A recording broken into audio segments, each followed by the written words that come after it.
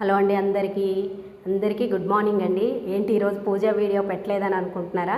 పూజ కాస్త లేట్ అయిందండి. అంటే అమ్మాయి కాస్త లేట్గా లేచింది. నేనైతే చేయకూడదు కదా, చేయలేదండి.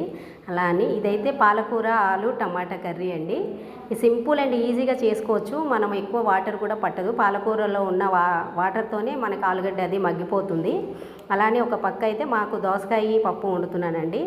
ఈ దోసకాయ పప్పుకి నేనైతే ఎర్రపప్పు వేసుకున్నా. ఇది కాస్త వేయిన తర్వాత నీళ్ళేసి కాస్త కడిగేసి మళ్ళీ ఈ ముక్కలు ఇవన్నీ వేసి కాస్త పసుపు ఆయిల్ వేసి మనం పెట్టేసుకున్నాం అనుకోండి, 2 and 3 విజిల్స్ అయితే సరిపోతుంది.